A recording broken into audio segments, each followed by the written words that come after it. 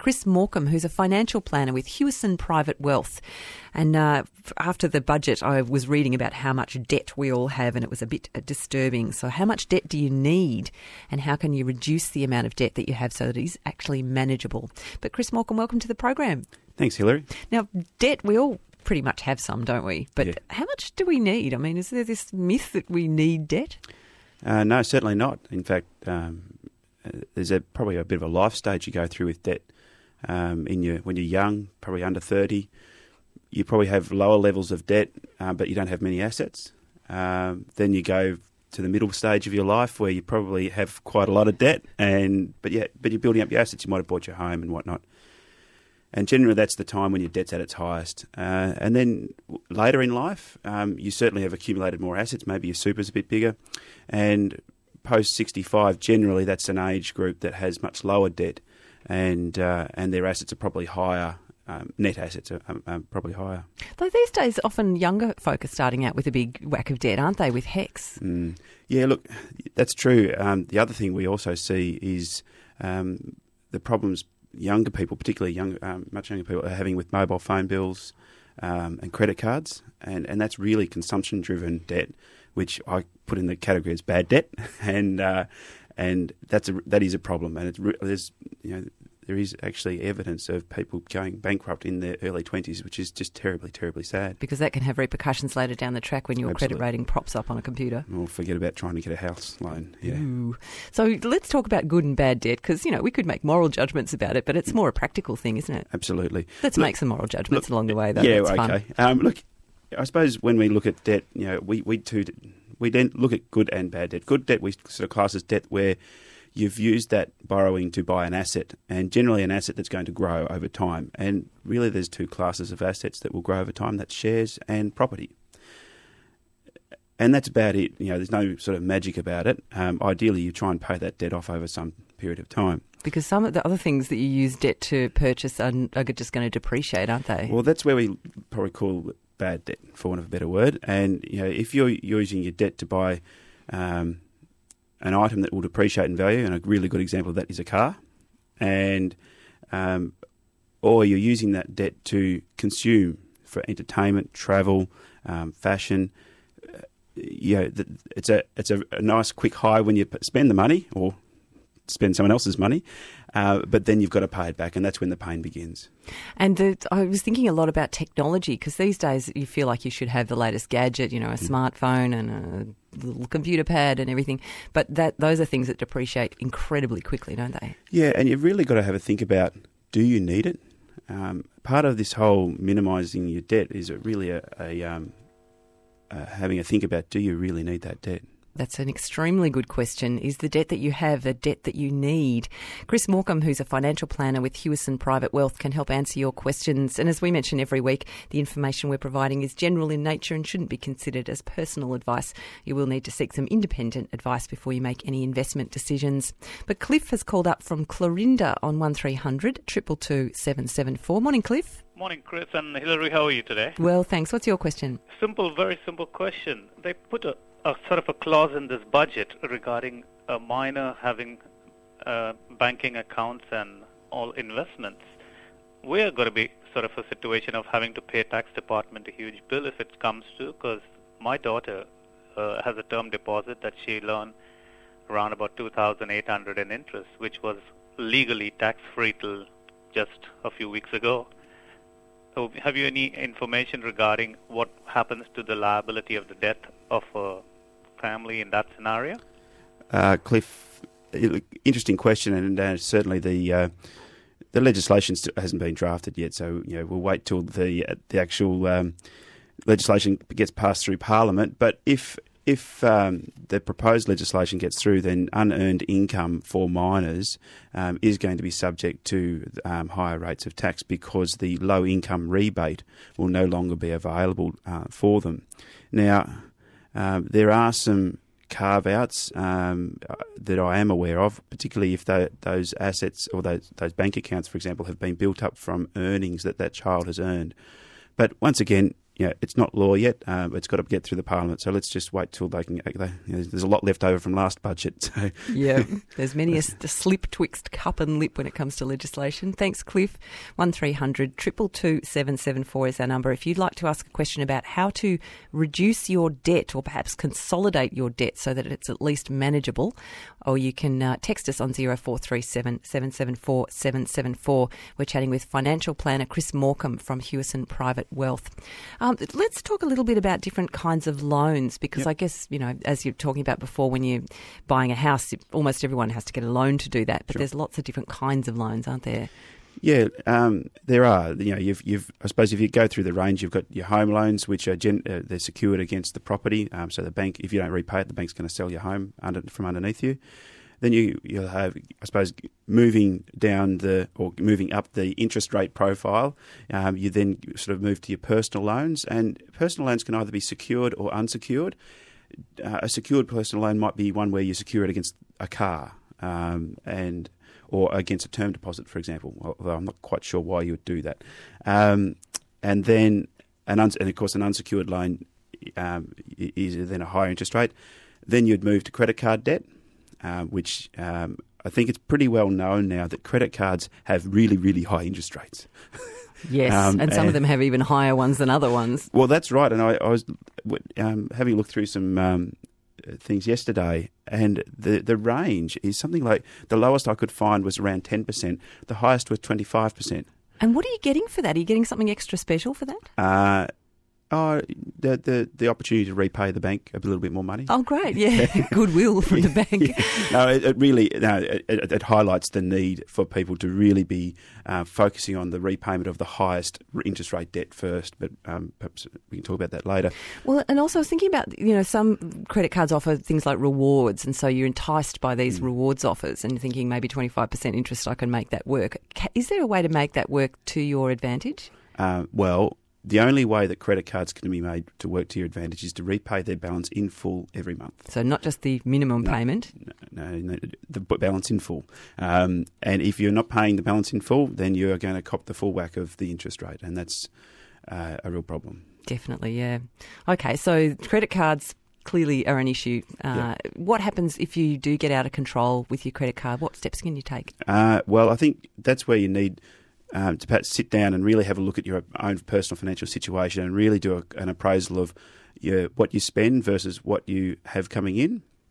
So you need to make sure you're living within your means. And then I generally try and talk to people about consolidating debt to the lowest interest rate debt that they have. So if they've got a home loan and they've got the capacity to perhaps redraw a little bit on their home loan, then do so, but then put in place a plan to repay that redrawn amount as quickly as you can, so that you're not extending the length of your home loan even further. Okay, so if you've got several credit cards, you put all that debt on the one with the lowest one, and maybe redraw off your home loan to pay off that debt so that you can get the lowest possible. And then cut the cards up. Wow, because it's actually a lot of things you can't do unless you have a credit card in today's world, which is pretty inconvenient. I don't know. I use a debit card myself. And so I find that I have the flexibility, but I don't have to worry about paying interest. It's nifty. 1300 222 774 is our number. We're chatting debt with Chris Morcom, who's a financial planner with Hewison Private Wealth. Liz is in Braybrook. Morning, Liz. Oops, no, I've got the wrong number, sorry. We will come to Liz in just a moment. Sorry, Liz. Yes, hi. Hi, Liz. What's your question? I have a friend who's a refugee, has been in Australia for 4 years, and he has credit cards which he's maxed out to do the living here that he was hoping to get, a better living. Doesn't understand the economic system, and now he's got this massive amount of debt just with a Centrelink benefit backing him. What's the best strategy for him now? You said before something about it's not good to go bankrupt, you won't get a house loan. Yeah, certainly avoiding bankruptcy is something you really want to try to do because once you go bankrupt, the banks, it's against your credit rating, and the banks will know about it when you go to get another loan. And not many banks like lending money to people who have been bankrupt in the past. It doesn't show a great capacity to perhaps repay debt. So in your friend's situation, very difficult, because obviously the income that he has coming in is not going to be sufficient to both meet his income needs, to put a roof over his head and food on the table, as well as to repay his debt. There are organisations who can assist with financial counselling. And I'm sorry, but I don't have the contact details. But perhaps we might be able to find those later today and put them. I'll send it through to the ABC here, and they might be able to put it up on the website. But the financial counselling services available for those who particularly are low income people. They're available, and my understanding is that there is no charge for them, and it certainly sounds to me that your friend might benefit from some counselling in that area. Definitely. Thank you very much. Thanks, Liz. The question for me there, though, is why are banks giving multiple credit cards to someone who's on Centrelink benefits? Oh, look, the moral issue aside, it makes money. Because the banks make money when people don't repay their credit card balance, because they get to charge interest at 25% on the outstanding balance. But, are they ever going to recoup that money from this man? He doesn't have income or assets. Well, I hope they do, because I would hate to see him go bankrupt. But the reality is that they obviously factor into their products high interest rates to recoup the losses that they're going to incur. So I guess they wouldn't do it if it didn't work for them on some level. Oh, that is interesting. Jackie's called from the city. Hi, Jackie. Hi. I just wanted to ask how you find out what your credit rating is. I was living in a house once, and I'd applied for a credit card, a low-interest credit card online. Yes. And what happened was someone with a very, very similar name to me, I started to receive their statements for a personal loan with letters of demand for their, because they were paying things late, and I didn't get it approved. Yes. And the reason I didn't get it approved was because they decided I didn't have a good credit rating, but it wasn't my credit rating. And it was very hard to sort it out, because whenever you ring up, they say, "What's your account number?" And I was trying to say, I don't have an account number, because this isn't me, it's somebody else that you've got confused with me, that you're now sending stuff to my address. Oh, how unfortunate. That's very difficult. And there are, you can find out about your credit rating, I believe, but I don't know off the top of my head where you go to do so.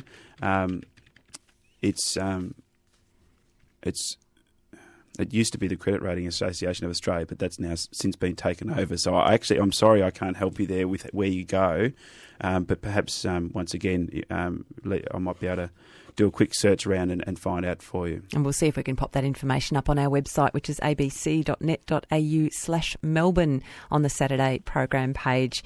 We'll have a look for counselling services for low-income people, and also where you go to check your credit rating. And if you happen to know off the top of your head, you can text in 0437 774 774, and you can give us a call 1300 222 774. We're chatting with Chris Morcom, who's a financial planner with Hewison Private Wealth, about managing debt. Is there such a thing as good debt and bad debt, how to balance them? Dell is in Bentley East. Morning, Dell. Good morning, and thanks for your good advice you're giving on the radio. I had, I can't recall that I had I had a bad credit rating from a company called Vida Advantage. Yes, that's it. My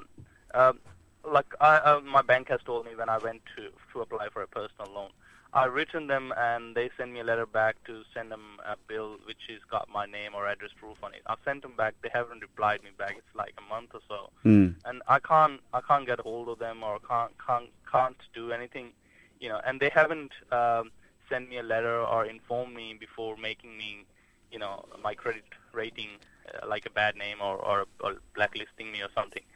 So what should I do to certainly you have to follow it through, and I'd certainly be getting back in contact with them and certainly following that issue through with that company. If the credit rating has come from Vida Advantage, then I'd certainly be getting pushing through and making sure that the information they have is absolutely correct. Yep, you'd want to be hounding them, Dell. Thank you. We've had a couple of text messages. Vida Advantage I think they do a free one, but they also do ones for money. So you need to pick the one that was appropriate for you. And we're not suggesting that you go and pay them money. There is a free option available on that website. And also someone's texted through saying you can get your credit file for free at yourcreditfilefree.com.au. Again, I don't know anything about that one, but it might be worth looking into as well. Clem from Oyen, good morning. Good morning. How are you? Well, thanks. You've got some help for the credit rating queries. Yeah, there's two credit reporting agencies here in Australia, Vita Advantage and Dun & Bradstreet. Ah. And they both offer a free credit file service where you can get your credit file for free, or if you sort of need it in a hurry, then you'll need to pay, I think it's about $30 or something like that, but it's, good to have. Excellent. Thank you for that, Clem. Very good to know that there are options available out there. Fred is in Bendigo. Morning, Fred. Hello. Hi. You sound like you're an unusual breed, Fred. Well, I can't see why people have to have credit cards. Just like trying to keep people away from poker machines. They don't have to go to them, but they still go there. And I can live quite well without a credit card, and I've never had one. Never in your life? No, I wouldn't even know how to use one. And you've never noticed the lack, Fred? Never been not able to do anything? No. Good stuff. I've never had to use one, and I can't see why really people have to use one. It only gets them into a lot of trouble. Well, and earlier generations had a different attitude, didn't they, Fred? It was that if you needed something, you saved up until you had enough money for it. This is right. You don't go out and buy new cars when you can't afford them. True, and the magic of lay-by is a wonderful thing, I think. Thanks for that, Fred. It's 10 minutes to 9. We've got a few more minutes with Chris Morcom, financial planner with Hewison Private Wealth. Ellen is in Northcote. Morning, Ellen. Good morning. Morning, Alan. Good morning. Look, I just wanted to find out, I've got credit card debt. I'm in my mid to late 40s. I don't own a house, and I'm thinking of buying an investment property. And I don't know is it better that I pay off my credit card debt or that I buy a house that I can look to, just gain some profit or, in the long term. I think what you're talking about there is a fairly serious commitment when you're going to borrow money to buy an investment property. I'd be probably seeking some advice before you step off into the into that direction. Certainly, you might like to take advantage of next week being Financial Planning Week, and the Financial Planning Association are offering a free service to the public, an Ask an Expert service, where you can get some general advice. It's an online service through the FPA website, and certainly that's www.fpa.asn.au. And certainly that might be a first step for you to get some general advice around that particular situation and what you should be doing in your particular circumstances. My gut feeling for you, Alan, is really your credit card debt is costing you a lot in interest, and I'd question whether you should step off and get some more debt right now and increase your loan repayment commitments when you've still got that credit card debt outstanding. Thanks, Ellen. One thing that shocked me when we came to buy a house was that when you've got a credit card, the bank assumes that the limit on your credit card is your liability, not how much you owe on it at the time, but how much you could potentially owe. And that can be a real shock when you're calculating how much you could owe. It's a real tip for when you're actually going to get your home loan, is to just reassess what you actually got there. And you with all those letters that you get sent, increase your credit limit. Don't even have to respond. My preference is you never increase it, but certainly you need to be very careful. And I recall when I bought my home, we went through the same exercise of having to reduce our credit card limits to make it more sensible. And it can be a good kind of clean out for the personal finances, can't you? Yes. You just realise where you're at. Some great text messages coming through. Jen says free financial counselling at Centrelink and at your local community health centre. Very handy. Someone says debit cards all the way! Exclamation marks. Absolutely. A lot of interest in that. And people just saying, look, I love having the credit card, but I need to use it wisely. I pay off my monthly balance every month. And then if I choose instead to draw down my savings to fund my lifestyle, I can do that. Yeah. And look, it really comes back to the old age truths of living within your means. And credit cards can allow you to live beyond your means. And that's what really they're for. They're bringing forward expenditure to now that otherwise you would have had to save for. And I think, like our earlier caller, sometimes I question the real need for them. They can be very seductive. Well, Chris, thank you so much for coming in today. It's been very instructive. Thanks very much. Chris Morcom, financial planner with Hewison Private